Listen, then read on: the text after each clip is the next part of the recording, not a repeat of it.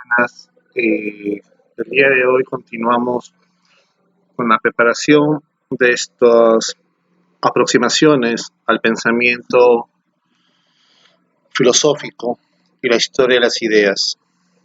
Hoy en día, espero que se escuchen al fondo, es un canto gregoriano, es un canto de los monjes, de los monasterios. Ciertamente no se va a hablar el día de hoy de la filosofía medieval, donde estos cantos, la simpleza del canto es lo importante. Tampoco vamos a hablar en el sentido solamente estricto de la religión, pero sí el autor que nos involucra es un autor importantísimo que en el video de Heráclito y en general a de la filosofía, si no se lo menciona directamente, indirectamente se lo menciona. Acá les presento un juego muy conocido por los que jugamos o hemos jugado de la Diablo, en el cual más o menos nos presenta este concepto que en la religión, tanto del judaísmo como del cristianismo, que es una derivación del judaísmo históricamente, se presenta, ¿no? Y retomando la clase o el video anterior, por si en algún momento sale este pensador potente, no en el sentido formado alemán, porque la Alemania va a llegar todavía después como república de que nazca, pero ya se está gestando. Estamos hablando del gran Hegel, maestro de muchos pensadores y una persona que es un hito importantísimo en el pensamiento universal. De hecho, hay una frase a modo de comentario que dice: la eternidad no basta para entender a Hegel.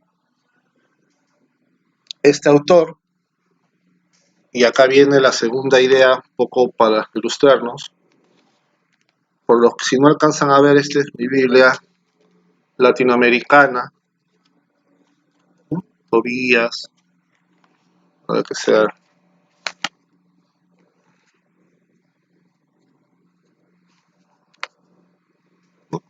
que son hebreos. Entonces ustedes dirán, al menos los que no están tan familiarizados con el pensamiento filosófico, ¿por qué Julián ha puesto canto gregoriano, que es monacal, que tiene que ver la segunda idea suelta, diablo, la idea del mal, de lo malo, de muchas formas de verlo? Y finalmente la Biblia, el libro más reproducido y más impreso de la historia de la humanidad, nos guste o no, eso es un dato.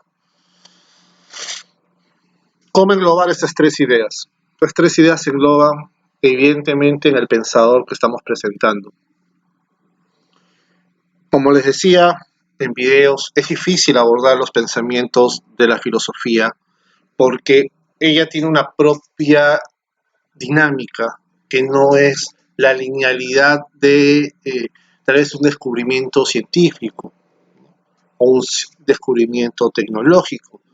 Yo no puedo crear un carro si no he construido la parte principal generadora del carro, que es un motor de combustión interna. Y esa idea es más compleja que, por ejemplo, un motor a vapor, que ya de alguna manera lo tenían los griegos, ¿no? Una explosión controlada implica unos conceptos termodinámicos, y la termodinámica no es otra cosa que la ciencia de el calor dentro de la rama de la física. Ustedes me dirán, Julián, ¿qué pasa? ¿Por qué ahora me estás metiendo elementos de religión, filosofía, históricos? Se está complejizando la clase. Nada mejor que presentarles este conocimiento un poco aparentemente disgregado, aparentemente inconexo para la mayoría de nosotros, porque el pensador potente, el último gran amante de esta búsqueda del saber único y de un gran sistema totalizador del conocimiento es justamente Hegel, que en sentido estricto está viendo todavía y viviendo el feudalismo prusiano. Hay que entender de que Alemania, o lo que va a ser Alemania, el imperio prusiano, después, Sacro Imperio, va a llegar tarde a la revolución industrial y a todo este proceso. Todavía es feudal, todavía tiene este concepto económico del medievalismo, del señor feudal, de los reyes. Pero será este pensamiento poderoso de Hegel en un proyecto político de situar a Alemania a la hegemonía de lo que él veía en otros países como Inglaterra o sobre todo su vecina Francia.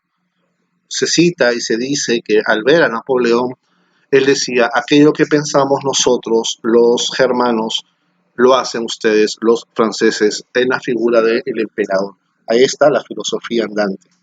Entonces vamos a ver que esta filosofía hegeliana, que es de las más complejas hasta ahora, no quiero decir que las demás no lo sean, quiero decir que lamentablemente Hegel entiende de que la filosofía o su visión de la filosofía va a buscar dos grandes uniones.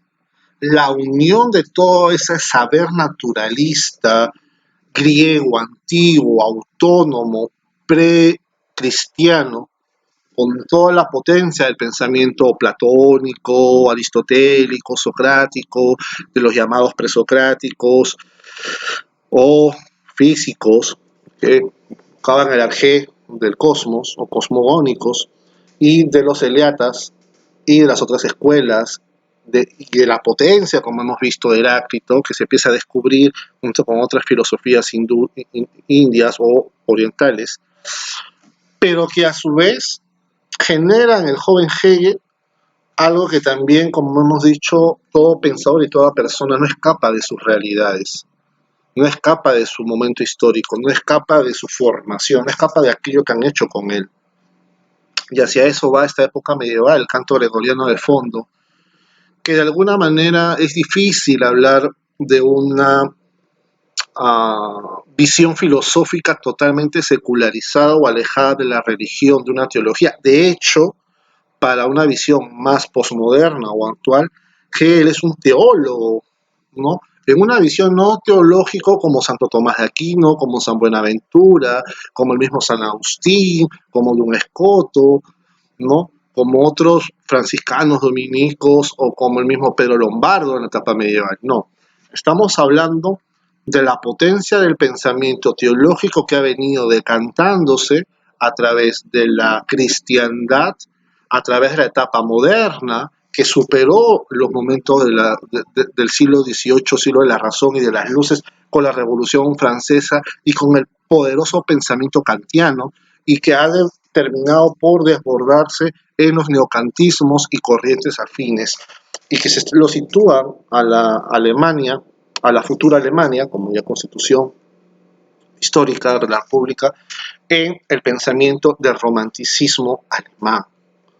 Hegel, por eso, cuando habla de pasión, de sentimiento, no minimiza la razón. El problema es que le da una potencia a esta vivencia, a una naturalidad endiosada de la misma naturaleza, por así decirlo, que los términos que él usa, si los viésemos en lecturas cristianas, medievales, escolásticas, o en literaturas griegas propiamente, podemos confundir algunos términos. De hecho, la gran idea y el gran proyecto hegeliano es el uno, la idea absoluta. Ahora, ¿qué es la idea absoluta? Porque ahí viene todo el tema. Y por eso iba de fondo la etapa medieval escolástica. Ciertamente, Hegel se desarrolló y se formó mucho tiempo como búsqueda de ser formado como un pastor luterano. Pero él sale, se retira de la formación teológica en sí, luterana, e inicia este proyecto. ¿Por qué también es importante estudiarlo a Hegel? Como ya se le ha dicho, pero creo que es bueno incidir, porque tal vez alguna persona que diga, no, pero solamente es un pensador, ahora no hay hegelianos en el sentido estricto, sí, pues no hay hegelianos ni autoproclamados hegelianos porque no puede haberlos. porque la dialéctica de Hegel genera en sí mismo algo así como Cristo, ¿no? O sea, todos somos cristianos, pero nadie es otro Jesús, si no interpretamos a Jesús a nuestra manera. Entonces tienes ahí a un San Francisco de Asís, tienes ahí a un San Ignacio Loyola, tienes ahí incluso gente no cristiana, pero que valora mucho de los elementos cristianos eh, en general, como por ejemplo Martin Luther King, ella parece que es una persona mala, despiadada, miserable, o Mahatma Gandhi. Evidentemente hay algunas de estos hombres grandes de nuestra modernidad más actual que son más fuertes y más cercanos a las fuentes cristianas, ¿no? Originarias, católicas tal vez, y viceversa. Entonces, pero eso dejémoslo a un momento. Vuelvo a este manual pequeño, pero que es necesario, es breve, curso de filosofía de Pulitzer, porque es un manual hecho desde la dialéctica materialista marxista. ¿Qué quiere decir eso? Que ellos son herederos de Hegel. Entonces, claro, cuando empezamos a decir toda la corriente materialista es heredera de Hegel, Hegel es la consumación de todo este proceso anterior a él, que hay respuestas a los hegelianismos y a los marxismos. Estamos diciendo que no se puede entender los últimos 150 años sin el pensamiento o sin la implicancia y la importancia del pensamiento hegeliano. Esta es una de las primeras obras, La fenomenología del espíritu, de Hegel, que la termina a los 36 años, más o menos a la edad que tengo yo, y en la cual, siempre haciendo la propaganda, Fondo de Cultura Económico, no sé si por ahí se ve, la cual es una buena traducción, pero vamos a leer el índice. Algunos me dicen, y yo respeto, no, pero no leas, no, no, no. Lo que pasa es que si han ido captando y si van a captar el video con otros pensadores, este video me ha permitido dar licencias de conceptos más duros, conceptos más específicos, conceptos más teóricos, conceptos más cultos, hasta cierto punto, entre comillas, cultos, entendiendo como este cultivo del hombre de un desarrollo más potente, más cultivado, más complejo, porque Hegel es complejo, porque Hegel busca unir ciencia, derecho, lógica, todos los saberes. Entonces, claro, si yo solamente rompo la cáscara de un huevito frío y como huevo frito, he generado huevo, sal y aceite. Tres elementos, no hay mucha complejidad. Pero si yo voy a hacer un plato con 20 ingredientes, ya tengo que tener incluso tiempos, órdenes de cocción, prepararnos todos los 20. Vamos viendo que es más complejo. Entonces, tenemos estas ideas que han generado, como les decía, ¿no? El gran pensamiento de la filosofía o la física griega, potente, hermosa, bella, que el cristianismo la fue tomando a la medida que conoció, porque también seamos sinceros, Aristóteles estuvo desconocido para el mundo occidental por mucho tiempo y fue la invasión de los musulmanes, sobre todo la que nos va a permitir conocer un Aristóteles musulmanizado en teologías o filosofías árabes. Y otra vez viene el proceso inverso, ¿no? De sacar a Aristóteles del musulmán, del Corán, y generar elementos aristotélicos más propios, ¿no? Pero eso recién se va a empezar a dar cabida con, por ejemplo, Santo Tomás de Aquino por el siglo XIII. Entonces estamos viendo que desde el siglo I o desde el siglo V de San Agustín hasta el XIII, no había estas grandes informaciones de solamente el pensador que era hegemónico en la medievalidad. O sea, si tú tienes que un autor, no tengo que ser el único, porque hay muchos comentarios, derivaciones, maestros, que ahí ya se construye el corpus teológico, el cuerpo teológico, corpus es cuerpo en latín, pero no es por nada, pues, que solamente había pocas fuentes de gran información.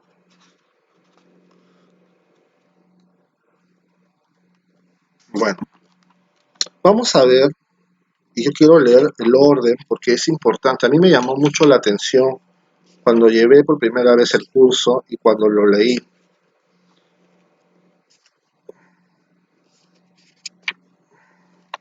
Miren, o sea, y ahora van a ver un poco por qué agarré la Biblia, agarré el juego de Diablo 3, y el tema de la música medieval.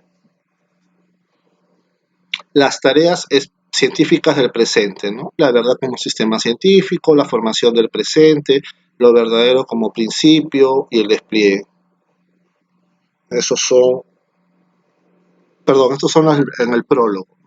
El desarrollo de la conciencia hacia la ciencia, el conocimiento filosófico, lo que requiere para el estudio filosófico. Bueno, esto más o menos es la presentación.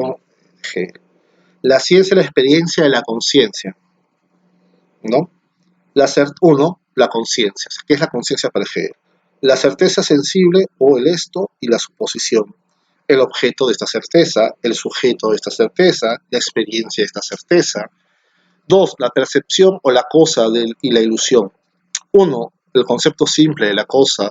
Dos, la percepción contradictoria de la cosa. Tres, movimiento hacia la universalidad incondicionada y hacia el reino del entendimiento.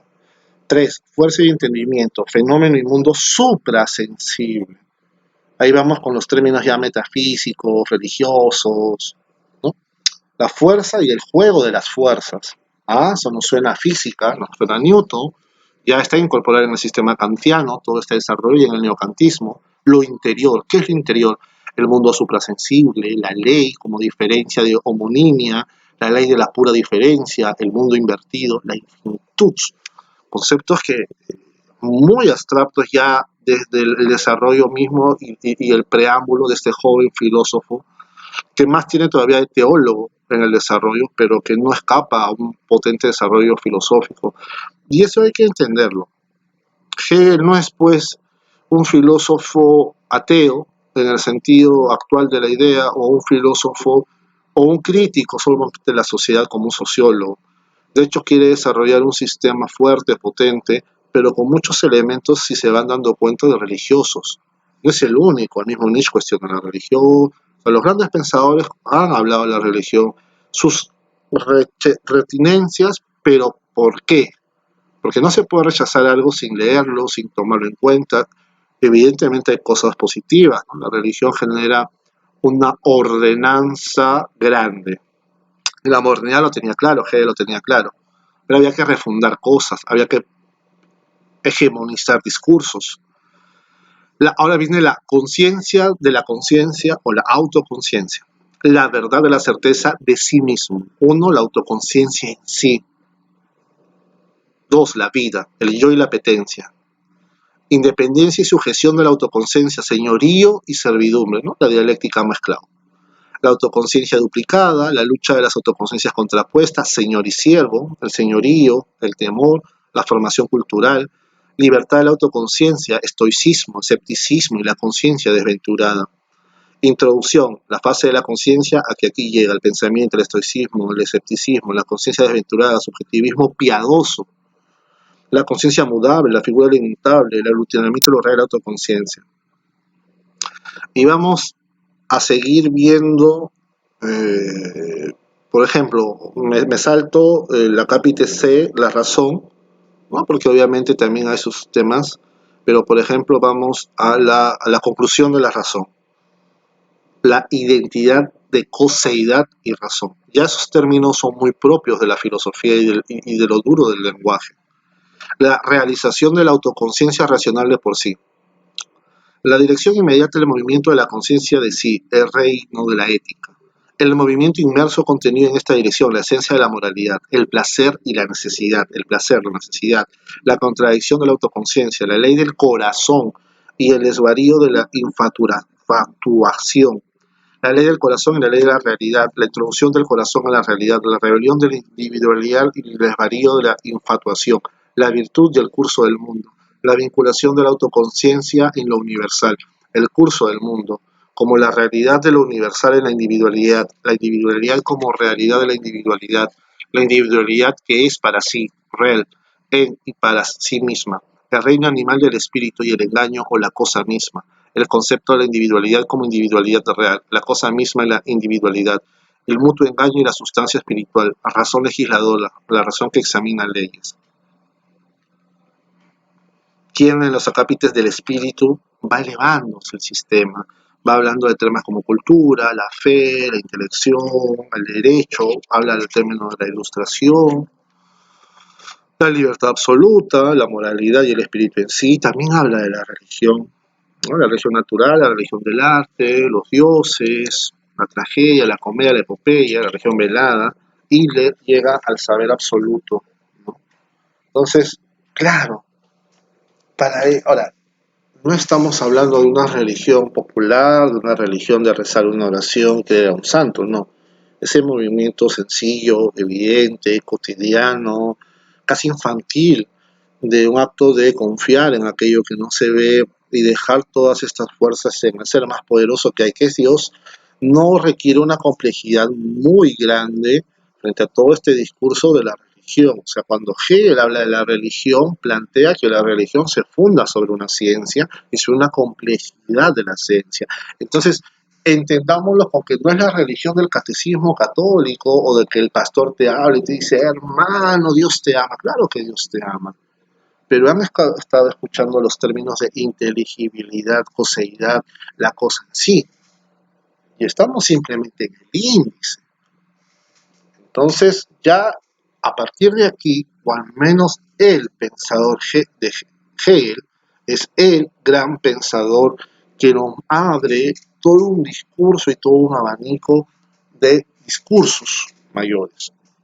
De hecho, derivados de estos pensamientos, lo usará el lenguaje de la ciencia más dura, de las ciencias sociales teóricas, de la teología, o las teologías, o de muchas teologías, y es inevitable, ¿no? Por ejemplo, les comento un pasaje de la religión para que no sea que, ya no, Julián, lo que pasa es que tú no sabes explicarlo, ¿no? Pero sí, pues miren, por ejemplo, ¿no? Sobre la imagen de los dioses, la página 410. Más o menos así se hacen los seminarios en orden, digamos, ¿no? Dice, el primer modo en que el espíritu artístico aleja más de otra su figura y de su conciencia activa es el modo inmediato en el que aquella es allí en general como cosa. Se ciñe de él en la diferencia entre la singularidad que tiene en ella la figura del sí mismo y la universalidad, que pretende la esencia inorgánica con respecto a la figura como un medio ambiente y su morada.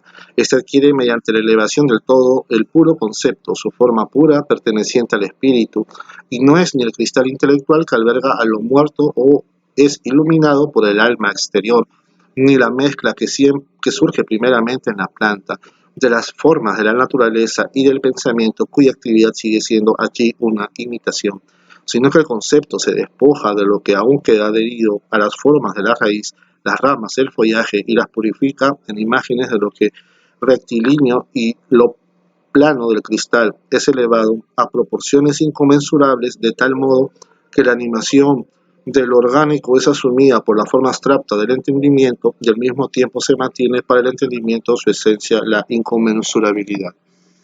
Ahora, yo lo he leído este primer párrafo y por ejemplo Marx tiene un buen método crítico, ¿no? Salto a un buen discípulo de Hegel, y que empezaría, por ejemplo, a desgranar, ¿no? El primer modo a que se refiere y a ir trabajando como si fuera esta la Biblia y hacer comentarios, un trabajo que se llama hermenéutica o exégesis bíblica sobre este texto. Entonces, ese método, por ejemplo, ya lo va a usar Marx, ¿no? Un discípulo de Hegel, sobre, por ejemplo, crítica en filosofía del derecho. Y así. Entonces, estamos ante un autor que para nada es sencillo, que para nada es fácil, que para nada es apetecible, si es que no te genera un reto. Ahora, evidentemente estamos ya en el siglo XIX, se ha pasado al menos el día de ayer que se grababan los videos de Heráclito y de la aproximación, era eso, un juego. Es como que jugarse ante un Brasil del 70 en el fútbol, ¿no? Y nosotros recién empezamos a ser amateurs. Entonces, con calma, tranquilo. Por eso mi idea era de una introducción, de una importancia y de por qué, aunque es hermoso conversar sobre el discurso hegeliano, porque hay demasiada potencia, complejidad, rigidez, fuerza, ciencia, incluida saberes, también hay que reconocer que esto no solamente no es del interés de la gente, sino que incluso en el campo de la filosofía, porque también me dirán, no, pero quiere decir que todos los que estudian estas cosas, o todo europeo, o todo alemán sabe eso. No, no. Pero de hecho muchas de estas herramientas, como están dando en cuenta, el rigor, la fuerza, la información, es algo que también lo va generando en la práctica y nos va rigorizando las ideas, los sistemas mentales, los esquemas mentales y nos termina devolviendo algo que es importante. Y acá viene un libro que no es propiamente hegeliano, de hecho, tal vez pues, era un libro de la Facultad de Filosofía, pero que también habla, por ejemplo, en una teología actual, ¿no? Hay Lutero, de alguna manera tiene teologías que Hegel de alguna manera las tocará o Hegel desarrollará, Schleiermacher, Bullmann, Blondel, Duméry, Wagner. Entonces, otros filósofos actuales como Ricoeur, Brouwer, el mismo Heidegger, Levinas, Husserl, Baltasar. O sea, a lo que quiero decir es que él es una gran bisagra, algo parecido a lo que generó en su momento Platón, Aristóteles, Agustín, Tomás, ¿no? En donde te puede gustar o no puede gustar. Puede ser de la U, puede ser de Alianza, puede ser del Madrid, puede ser del Barça. Pero es como ver, pues, y lo que, discúlpame que vuelvo a usar el término del fútbol, ¿no? O sea, si tú no te gusta el fútbol, no hay problema. Porque realmente ver, por ejemplo, hijos de Ascorinchos contra Piratas, partido de la Copa Perú, o de una tercera de Lima, realmente hay que ser hincha de esos equipos. No se podría entender que alguien lo sienten y lo obliguen a ver casi 2 horas eso. Igual es esto, puede ser un castigo si no te gusta, y va a ser un castigo si tú lo lees como le pasó a una persona que yo quiero mucho, que claro, yo vengo antes de entrar a San Marcos, ¡ay, qué me recomiendan! Hegel, la persona universitaria, inteligente, que la quiero mucho, lee este mamarracho y dice, ah, vas a estudiar esto, ¡fua! Lo lanza, ¿no? Mismo Atahualpa a, al padre de las casas. ¿Qué? ¿Ella está mal? No. ¿El libro está mal? No. No es el momento para hacerlo. Yo mismo, ¿no? Entonces, claro. Ahora, imagínense, este es un libro que el chico de 36 años Hegel escribe. No estamos hablando de sus obras más desarrolladas. Es la gran primera obra de todo el organismo. Entonces, si alguien me va a decir por ahí, quiero entenderlo, quiero aproximarlo, uno mismo tiene que reconocer que no lo entiende. Pero sí es un buen ejercicio. Dialéctico, intelectual, académico, formativo. De hecho, se han dado cuenta que hay muchos elementos que o son usados en otras ramas o se usarán en otras ramas con otros sentidos, con otras connotaciones, con otras formaciones, con otro o con otra orientación, ¿no? Y también ya empiezan en esta altura del pensamiento del siglo XIX a generarse muchas palabras nuevas, que por ejemplo el gran empoderado en la primera etapa del pensamiento continental alemán será Heidegger. Heidegger empieza a crear conceptos porque claro, si yo quiero decir que la cosa es lo opuesto a la nada, y la nada ¿qué hace? La traducen como que la nada nadea. Pero no puedes nadear porque para nadear tendrás que ser algo, el verbo siempre es algo y la nada es la ausencia de, pero la ausencia de qué. Entonces imagínense, ya y para volver, el mal. Algunos le llamarán el amigo imaginario, he escuchado por ahí. Sí, tú les puedes tener tu explicación, pero esto es un simbolismo y a eso tenemos que nunca olvidarnos. O sea, si yo veo esta imagen, disculpen, esta imagen a nadie, bueno, tengo un problema, le va a generar paz, tranquilidad, hermosura, alegría, va a ser para engreír a tu bebé, ¿no? O a un niño para que tome la sopa. Normalmente es lo que le llamamos el cuco, o te asusta, o te genera ese adrenalina. Las Sagradas Escrituras, en su traducción española en español, tienen algunos pasajes duros también cuando se traduce, sobre todo el Antiguo Testamento, que no los entendemos porque nos cuesta aproximarnos a la vivencia de las crónicas. Estos cantos gregorianos que también oímos de fondo, no se olviden que generaron la base y por eso es cuando alguien me dice, y eso sí lo van a escuchar.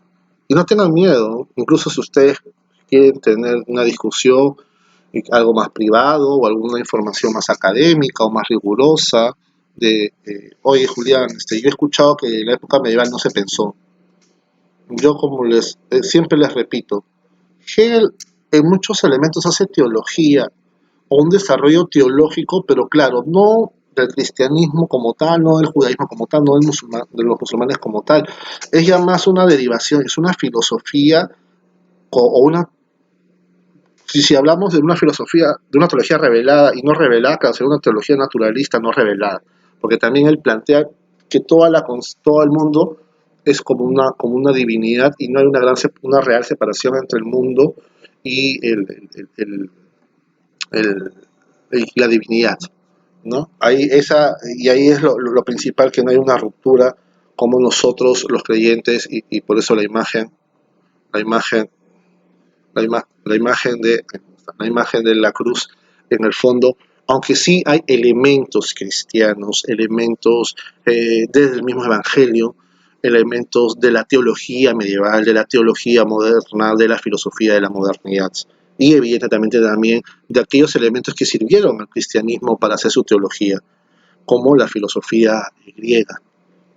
Yo sé que algunos van a encontrar reparo y algunos dirán, no, esto no me sirve, pero que sepas que hay, que sepas que existe, que sepas de que esto ya se hablaba en el siglo XIX, lo conocen otras personas. Nadie tiene que ser versado en esto, pero es un buen ejercicio, ¿no? Si tú quieres ser el mejor en algo, si tú quieres crecer en tu capacidad crítica, desarrolla matemática, desarrolla abstracciones, desarrolla geometría espacial, desarrolla lógica, desarrolla discursos filosóficos. No estoy discriminando a los que leen el deportivo, yo leo el deportivo, un día también de repente me animo y voy a hacer algo de fútbol. Obviamente no soy un comentarista deportivo, no he sido un jugador profesional, no soy un DT, así que le daré otro carácter, ¿no? Más diferente, más de hincha, pero no del hincha pues que no reflexiona sobre algo. Aunque claro, ver el fútbol sin apasionamiento no es fútbol, ¿no?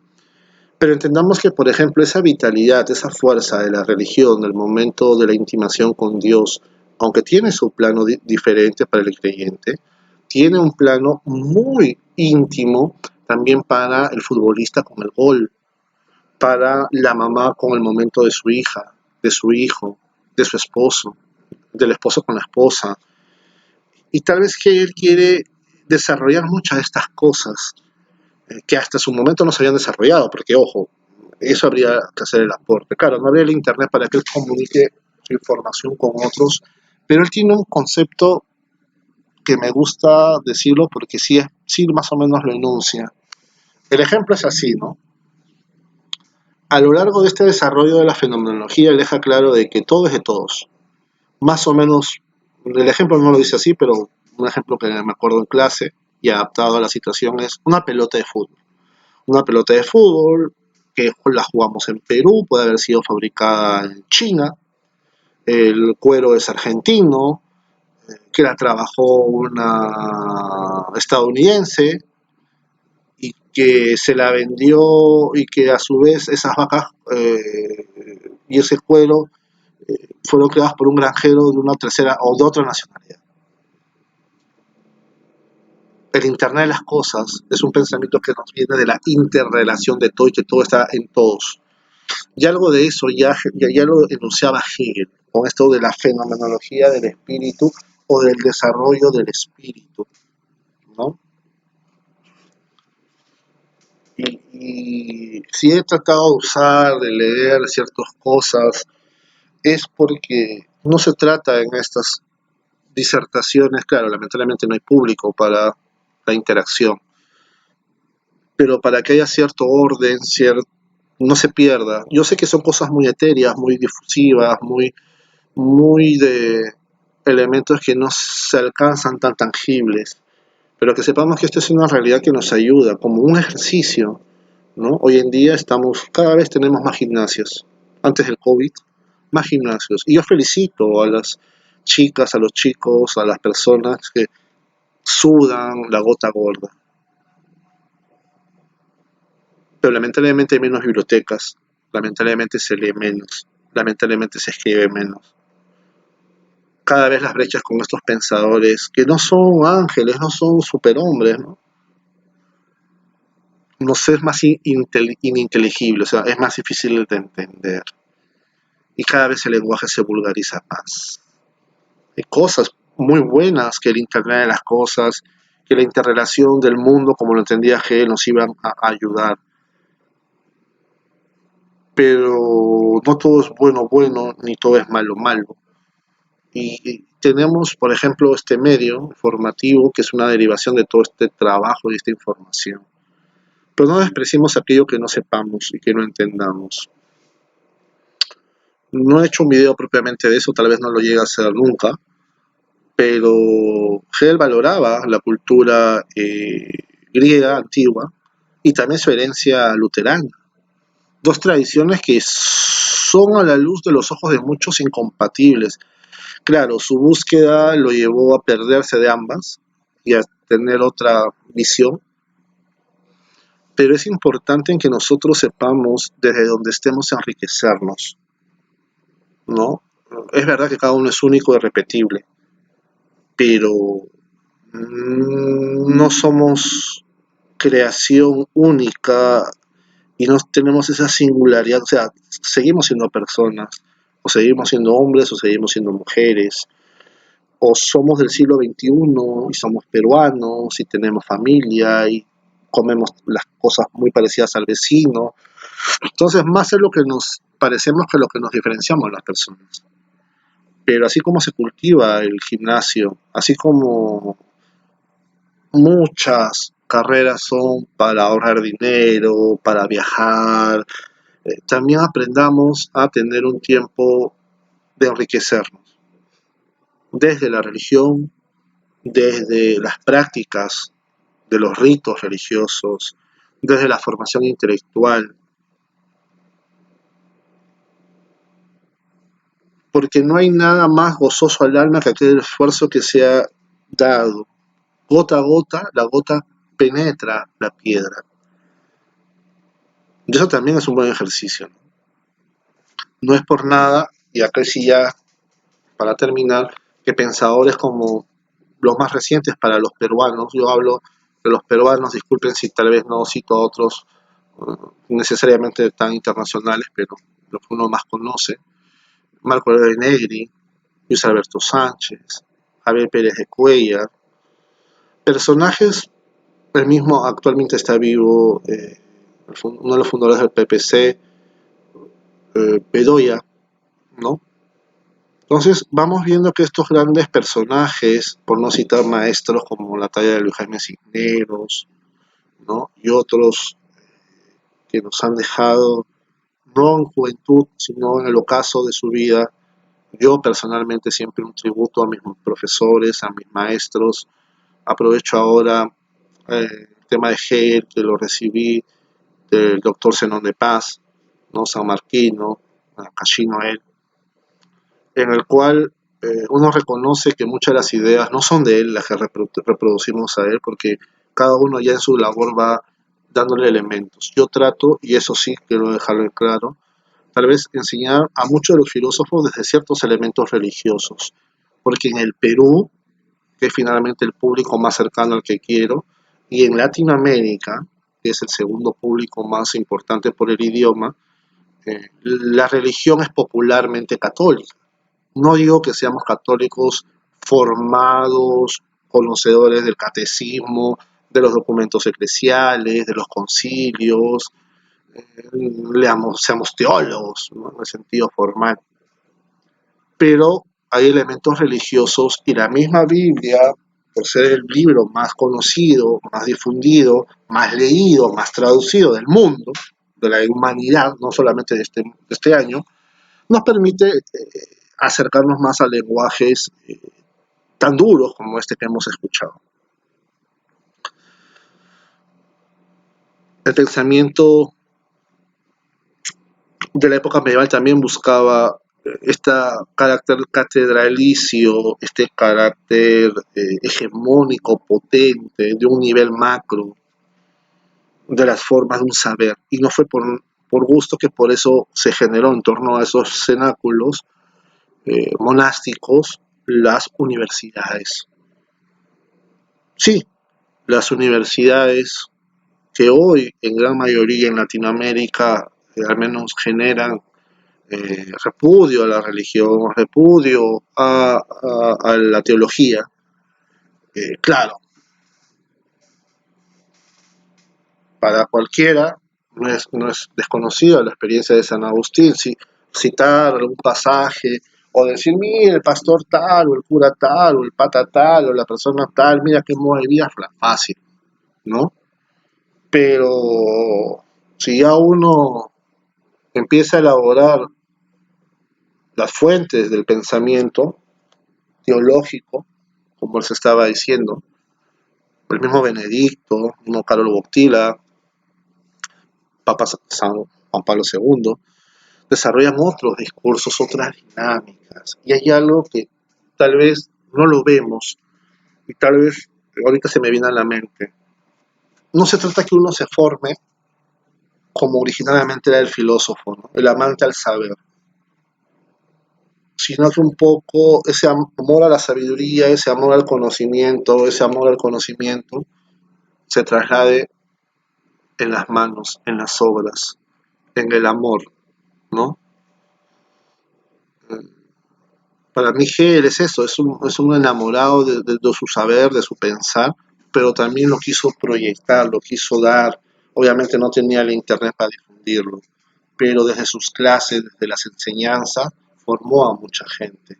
Ahora bien, tanto Marx, tanto Schopenhauer, tanto otros pensadores reconocen, porque o sea, la herramienta hegeliana es potentísima, o sea, tú no puedes decir, ¿sabes qué? Esto no me sirve. Bueno, si no te sirve es porque eres un marciano, que realmente pues rayas con lo divino y que no eres humano, ¿no? Lo más probable es que no has entendido, que no has leído, que no te has informado porque no te da la capacidad y no te da el interés, o los dos o uno de ellos, ¿no? Y por eso es que la gente se asusta con este pensamiento. Pero tranquilos, así como la religión es modo de vida, estas cosas vas practicándolas en el día a día. Claro, si yo hoy día hago un video y de acá a un año hago otro video y de acá a 2 años hago, no voy a tener acción alguna. Y muchos de nosotros no tenemos la oportunidad de reflexionar, de leer, de conversar de estos temas. Primero porque al igual que la religión nos da vergüenza, nos da miedo, pero peor que la religión no es popular, pues, en el sentido más propio de lo popular. No todos están informados. Y yo sé que tal vez no todos puedan tener la oportunidad de leer los libros de Hegel, leer fragmentos de Hegel o de algún autor, pero todos podemos, como él, cultivarnos desde lo que tenemos y empezar a darlo. Al menos en este tiempo de cuarentena, de pandemia, en donde muchos tenemos redes, en donde muchos gastamos el tiempo en tonteras, hagamos este momento de ocio más productivo y de formarnos, o de que esta idea de formar en lo que soy bueno, lo difundamos. Te invito, te animo a suscribirte siempre al canal. No es lo propio de la filosofía ser muy popular, de hecho nunca lo ha sido, no tiene por qué serlo, pero estamos, tiene también límites, limita con la tecnología. De hecho, este video no es un producto académico, ni tampoco es una clase en el sentido estricto de la palabra. Es una invitación a aproximarnos. Y a los que les gusta bien, y a los que les gusta bien, pero por lo menos compartan con alguien que les pueda gustar. Porque si yo me cierro, no pierdo nada, ¿no? Y si pueden dejar sugerencias, comentarios, yo también voy a tratar de informar el correo, dejarlo público. Y si quieren más, como les digo, esta primera aproximación de Hegel ha sido por un pedido de una persona que quiero mucho y que me comentó que había escuchado los audios, que les había generado más dudas que certezas, que es lo propio de la filosofía, pero de que quería Hegel, ¿no? Yo respeto mucho su deseo, lo he tratado de una pequeña aproximación, y también es bueno, si alguien, siempre dando el tip de la formación, miren, esta es una antología, más o menos vean, no es muy ancha, en donde en la primera, esa es una forma de elegir, ¿no? Son una antología del pensamiento griego y medieval. ¿Por qué? Porque, claro, son cosas muy puntuales, escogidas, ¿no? Es de la editorial San Marcos, están mis profesores Raimundo Prado, Carlos Bayón y el gran maestro Juan Abugataza, que no pude conocer, ¿no? Y, por ejemplo, para la parte medieval tienen a San Agustín, San Anselmo, Santo Tomás, Rogelio Bacon, Guillermo de Oca.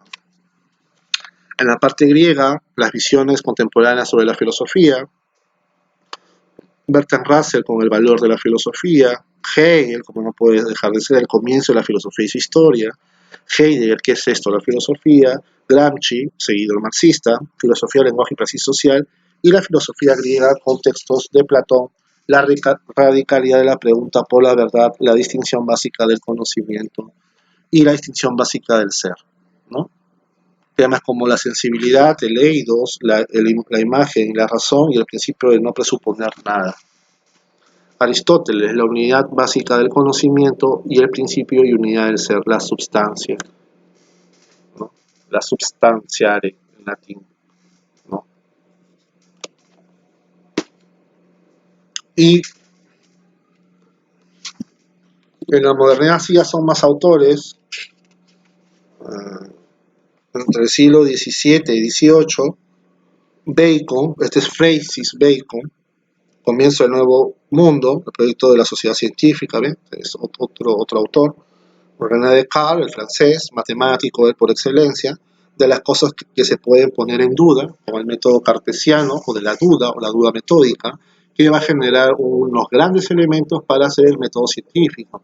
O sea, el método científico, originariamente con sus variantes, fue creado a partir de planteamientos filosóficos cartesianos.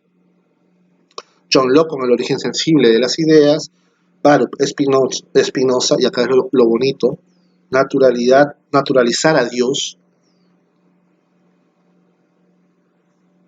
que si se van dando cuenta es muy parecido a cosas de Hegel. Entonces se van dando cuenta, claro, no va a ser fácil decir de cada cosa que toma cada autor, porque un autor lo toma y otro lo deja y así, ¿no? Pero si se van dando cuenta hay ciertas ideas que se van repitiendo.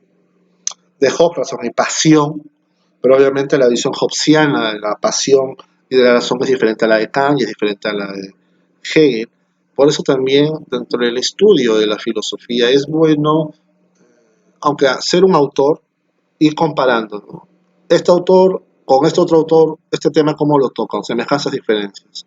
Entonces te enriqueces, ¿no? Comparando, porque si no compara, y tratar de que la comparación sean con próximos, con maestro discípulo, o contemporáneos o que no se conocieron, o como por ejemplo podría ser, ¿no? La época del virreinato peruano, muchos próceres conocieron a pensadores casi contemporáneos a ellos europeos, pero viceversa no tanto de repente, ¿no? Entonces ahí pues en otro estilo de debate. Otro estilo de debate es con el aparato crítico, como les estoy diciendo, de Descartes, del discurso del método, se elaboró el discurso más científico, clásico, como lo entendemos. No es por nada que Descartes fuera matemático, como muchos también al Renacimiento, como Leonardo da Vinci, como Miguel Ángelo, gente que tenía muchos conocimientos, muchas formaciones, el mismo que él también.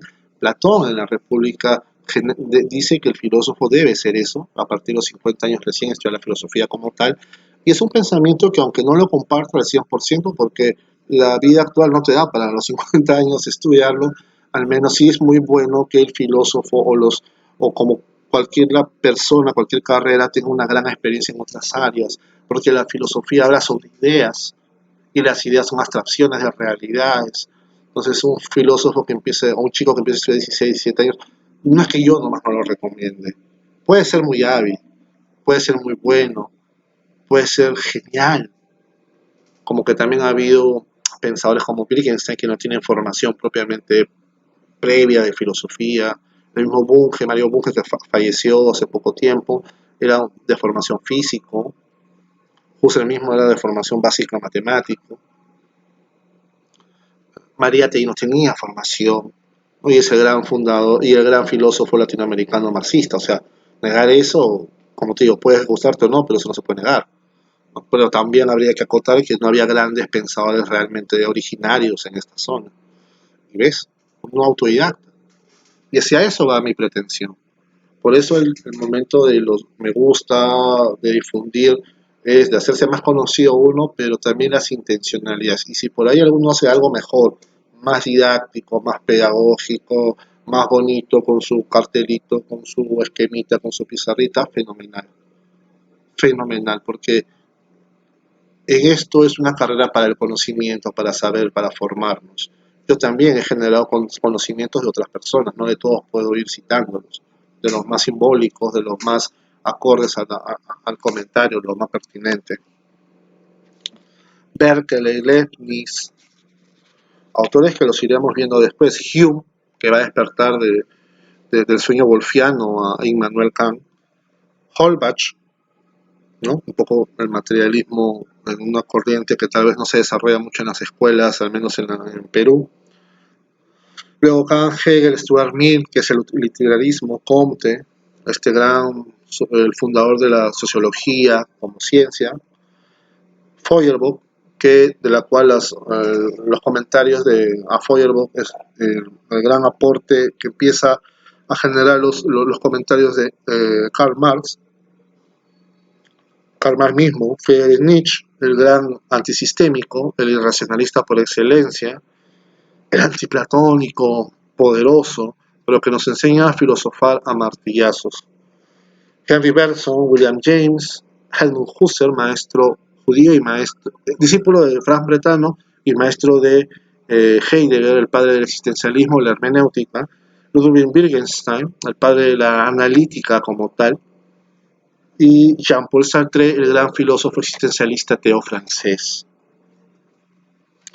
Como te digo y como digo, este es un inicio,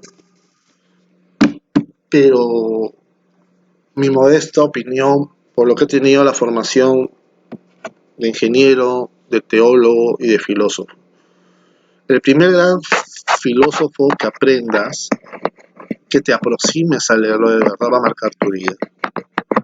Por eso yo sí sería muy sincero en no buscar que todos, por ejemplo, pongo un nombre, ¿no? Lean a San Agustín, lean a Tomás, lean a un Escoto, por mi interés, por mi motivación, porque soy católico, porque me fortalece mi teología, porque en algunos casos son doctores de la Iglesia, santos, y por lo tanto el pensamiento teológico y filosófico derivado de ellos no contradice la doctrina de la Iglesia.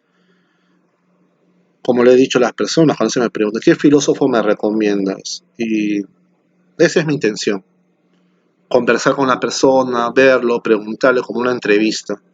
Y luego de esa entrevista, de repente larga, corta, no sé, depende de la persona, y el caso yo preferiría que fuera un poco larga, sugerirle uno o dos autores que a él o a ella le van a ayudar. O si quisiera aproximarse a un tema puntual, ¿no? Como ya es algo caso. Porque tiene que gustarnos. O sea, esta es una actividad tan poco usada, tan poco recorrida, tan poco compartida. No hay parroquias de la filosofía, no hay evangelizadores de la filosofía. Los mismos filósofos a veces, si no fuera por la internet, yo no salgo. Bueno, estamos en la cuarentena, ¿no?, del COVID. No salgo a anunciar, porque imagínense, ¿no? Comentar estas cosas, 2, 3 minutos, la gente ya ni siquiera uno te escucha, ¿no? Y hay que tener suerte para que en tu entorno alguien te oiga un poco, ¿no? Y también si está de humor, ¿no? Uno mismo también, el trabajo es de largo aliento, carreras, no velocidades. Y como les digo, personas desde la religión, desde la parroquia, desde un saber respetuoso a Dios, pueden ir escuchando a estos filósofos. Tal vez filósofos como Jean-Paul Sartre o Friedrich Nietzsche es más complejo, más complicado, son potentes, pero son muy fáciles de rechazar. Incluso para uno es consciente de eso. Entonces, es como la primera vez cuando nos gusta a alguien, ¿no? Si alguien va a pasar el tiempo de su vida, y en eso los que ya tienen parejas, cuando ya se comprometen a largo, no digo que la filosofía sea como una persona con sus complicaciones o no, tiene otro tipo, pero sí es como una relación de pareja, en la cual lo mejor es que desde la primera vez sea una buena impresión, y que difícilmente, si uno es sincero consigo mismo, uno va a ir por cualquiera, pero desde ese primer gran filósofo que te presenta, claro, que también se acorde a lo que te gusta, acorde a lo que quieras, pero que no sea muy difícil, porque nadie va a decir, ah, no, yo puedo con gel y no con nadie más. No, no, no, no. Tranquilo, vamos paso a paso. Eh, los actuales pensadores también nos ayudan porque van tocando temas que otros lo hicieron más complejos, ya más puntuales, más específicos. También depende de la formación que tengas. No es igual un chico de 12 años que me diga que hoy Julián quiere estudiar filosofía que un abogado que puede ser papá, que no tenga tanto tiempo, que haga más puntual, ¿no? Entonces, todas esas cosas tenemos que ser sinceros. Y yo les invito a comunicarse con uno, a estar siempre en contacto y a conversar. Desde la tranquilidad, pero también con el apasionamiento, ¿no? O sea, si en algún momento con una idea, claro, ahorita yo no la estoy defendiendo ante nada, no estoy haciendo una apología. La apología es la defensa de algo cerrada en contra de este y me gusta por eso también Hegel, porque te permite usar mucho de los términos cultos que uno maneja. No es como otros pensadores que sus ideas son tan coloquiales, tan de ahora, que digamos la dificultad o lo potente es la idea como original que tiene. Este es duro, rígido, feo, un reto, incluso al explicarlo, porque tienes que ir tratando de serle honesto al autor, pero difundirlo, ¿no? Es como si ustedes, papá, mamá, cualquiera, tuviera un chico de 6 años que le dice, quiero ir a la UNA a estudiar ingeniería. Ah, pues hijito, tienes que ir al colegio primero. Así sea un Einstein, así sea un Einstein. Tiene que tener una formación de un par de años, unos 4 o 5 años, por más genio que sea, ¿no? No va a ir de la noche a la mañana. Pero puede ir. No nos limitemos, ¿no? Y generemos estos gustos. No sabemos si a alguien le gusta. Y no todo, yo les digo, ¿qué pasaría si alguien, y también por eso me animé, no tiene tiempo para estar leyendo, no tiene dinero para comprar un libro, pero y no tiene buena memoria visual? ¿Mm?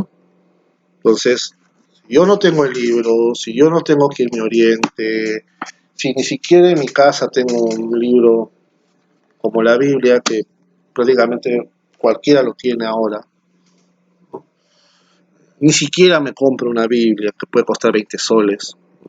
Entonces, un libro de filosofía no son 20, 30, 40 soles, no son 10, 15, 20 dólares, no son 20 euros, no, es caro. Y también esta es la idea, algo más masticado, pero que también te deje con más. Porque si no te deja con más, no sirvió. Es como la chica cuando uno ve, yo siempre pongo este ejemplo, perdón si es muy machista, ¿no? Pero no puedo hablar de la chica con el chico, no me da el cerebro para eso. Si tú ves una chica y dices, ya la vi, ya la entendí, ya sé todo de ella, ya me comentó todo, en 2 minutos, vamos a suponer que se pudiera hacer cosas que no se puede, vamos a suponer que no hay interés, que no quiero más. Ya. Acá se llenó, acá se llenó, acá se llenó. ¿Qué queda? Está con ella, punto. Nada más. Pero si en cambio se conversa, se empieza a descubrir ahí todo el tema, yo voy un paso, me equivoco y el otro, papá, misterio, gusto, interés, coquetería, salamadería, vivencia, pasión, fuego, intensidad.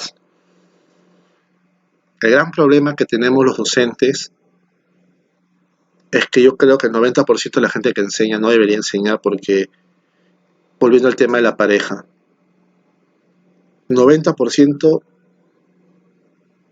habla de la ex que terminó ese día, que le rompió el corazón, que le fue infiel. Entonces, claro, tienes profesores de matemática que odian la matemática. Tienes gente que te enseña filosofía, pero que jamás le emociona estudiar un filósofo, aprender de un filósofo. Tienes gente que te puede enseñar que es abogada y que no tiene el deseo de la justicia, no desea defender aunque sea gratis a una persona porque la ve necesitada, no defiende principios sólidos, no es ético. Tienes a un político que sí, no tiene que, no es el cura que dice los secretos de confesión, pero tampoco es la persona que tiene que ir eh, peleándose con todo el mundo, como acá se ha entendido mal, ¿no? Entonces, entendamos los espacios que nos tocan, las cosas que nos tocan. Y un pensador como Hegel genera esto, genera que todos estos discursos fragmentarios, partidos, son herencia más bien de un gran discurso que era el previo de él. Finalmente él diría, ¿por qué Julián ha hecho todas estas digresiones? Porque su autoconciencia genera, la conciencia que él tiene de estos fenómenos que en la realidad están separados, es la conciencia única de él, que se manifiesta A con una cosa, B con otra, C con otra, F con otra, J con otra, pero en todas es el abecedado completo y no pasa nada. Pero eso ya es una simplificación, es una esquematización, es una interpretación mía de lo que Hegel dice. Y es lo que yo trato de evitar. Trato de darles lo más posible al pensador, porque algo me enseñó el doctor Beas y en general muchos docentes siempre. Si tú enseñas a Platón, trata de ser platónico. Si enseñas a Aristóteles, trata de ser aristotélico. Si tú... no es fácil y no se puede ser así. Siempre uno tiene su corazoncito, ¿no? Como cuando estamos en el fútbol, ¿no? Y todo hincha de un rival, cuando el compadre pierde, está feliz, de alguna forma, ¿no? O sea, no te es indiferente, no es que, oh, ya perdió el rival de toda la vida, le metieron 50 goles en la Copa América. Alguien que no es hincha me dirá, pero ¿cómo es posible? Es un equipo peruano, tú tienes que alentar al Perú. Sí, sí, sí, sí. Pues nos puede pasar a los hinchas, ¿no? Pierde un equipo, por ejemplo, yo tengo amigos chilenos, ¿no? Pero pierde un equipo chileno con un jugador antipático, pues tienen jugadores antipáticos de por sí. No se ve. Pero es una alegría pues efímera, relajante, porque también es un deporte. Así también nosotros tenemos que irnos alegrándonos por nuestros logros, por los logros de otros, y no por las derrotas de las personas, pero sí cuando una idea errónea o cuando un discurso negativo o cuando entendemos algo que durante años nos han dicho que está mal. Y muchas de estas herramientas filosóficas van a servir para destruir discursos que ahora se dan, ¿no? Como el aborto, porque ojo, no hay que ser creyente para estar a favor de la vida, ¿no? Yo le pregunto a alguien, ¿por qué estarías a favor de la muerte? No, que tengo la libertad de elegir sobre mi cuerpo, pero abortar no se define como eso. Abortar y amputar no son sinónimos. Si alguien me dice que abortar y amputar son sinónimos, bueno, no, que me lo demuestre en un diccionario, la RAE que dice de eso, un lingüista, no voy a encontrar sinónimos. No, pero la ley lo define así. La ley puede definir muchas cosas, pero la ley es un acuerdo social. No es una definición epistemológica, no es una definición etimológica, no es una definición ontológica, es un sinónimo. No, eres malo por decirlo. No, yo te digo lo que es. No te gusta, no hay problema. Eso lo la filosofía. Nos permite nunca estar de acuerdo al 100%. Es la única seguridad. Si te comiste todo el cuento, algo está mal. eh, porque siempre nos generan una duda, alguna creencia, alguna no, pero esto no lo entendí bien, o esto me parece que en otro video lo contradices. Y como les digo, no será una contradicción evidente, puede ser que en algún momento las expresiones que use, porque trato de dar a entender al filósofo. O sea, no hablo de lo que yo pienso del filósofo, es diferente, ¿no? Y eso me lo van a entender, por ejemplo, los hinchas de fútbol, y vuelvo al tema, ¿no? Yo soy de Alianza, soy aliancista. Como hincha, todos los demás equipos son malos. Está mal, pues. O sea, equipo alemán de tercera, promedio es mejor que Alianza y la U. Nos pasa por encima. No, que la U. No, que Cristal también, si quiere, ya. Es una realidad. Que no nos gusta aceptar es otro tema. Es una realidad, ¿no? Porque si le ganamos y nos alegramos porque le ganamos, es que somos malos, que somos inferiores a ellos. Julián, dame un ejemplo. En fútbol también. Real Madrid le mete 10 goles a Ayacucho Fútbol Club en España. Yo no imagino a la gente en el Bernabéu, claro, celebra los goles, ¿no? Pero ya el gol 3 4 ya sabe que ya esto ya para su casa nomás, ¿no? Se vuelan. Sin embargo, si vienen a Ayacucho, si vienen a Huamanga, el Real Madrid y ganas 1-0, de repente héroe nacional, héroe local, ¿no? Porque hay que esta verdad de la autoconciencia, del cómo mis saberes globales, cómo todo lo que yo muestro, todo el mundo entrando en mí, yo le doy una respuesta concreta. No hemos leído la fenomenología del espíritu, pero vamos entendiendo que todos estos saberes que yo tengo, que todas estas condiciones que yo tengo, que toda esta conciencia grande que yo tengo, termina siendo direccionada, reflejo en mí mismo, pero reflejada en algo puntual. El conocimiento de mi conciencia en algo más concreto, la conciencia de la conciencia o la autoconciencia hegeliana es una forma compleja, difícil de explicar la idea de pecado y de que el pecado es la vuelta sobre el sujeto mismo y la imposibilidad de ver más allá, de ver a Dios. Como cita el padre de los padres, San Agustín, adversio ad Deo e conversión a criatura, la aversión a Dios y la conversión a la criatura, la aversión a Dios, el rechazo a Dios y empoderar a la criatura, si quiere una traducción más potentemente actualizada, ¿no? Agustín, esa idea, ¿no? Gracias. Si tienen preguntas, déjenlas. Si tienen pedidos también de algún pensador. Si no lo conozco, será un momento para aprovecharlo. Sobre todo los grandes. ¿Por qué los grandes? Porque ellos nos permiten dar grandes aportes, ¿no? Sobre un solo tema. Y ahora hemos visto la autoconciencia ejemplificada, no desarrollada, pero ejemplificada. Este concepto de la historicidad y de la interrelación, o lo que actualmente muchos conocen como el Internet de las cosas. Todo se relaciona con todos y por o lo que en ciencia es el aleteo de la mariposa, ¿no?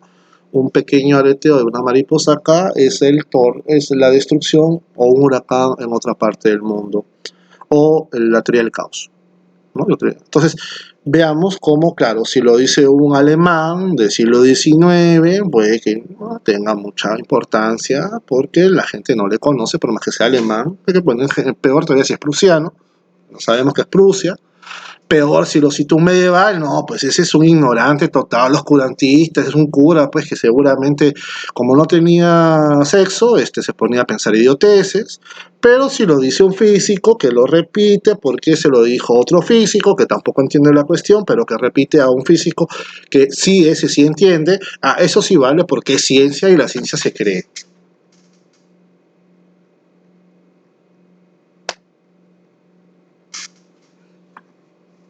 Espero que el silencio sea suficiente emitidor de un juicio para entender la importancia de la filosofía. La filosofía es radicalmente importante en la medida en que somos sujetos corporales, pero no somos cuerpos con algo. Y en todo caso, en la definición de ese algo, está lo más importante del ser humano. La radicalidad de la imagen con Dios según el cristianismo. Un Dios habita en cada uno de nosotros, Dios, y por lo tanto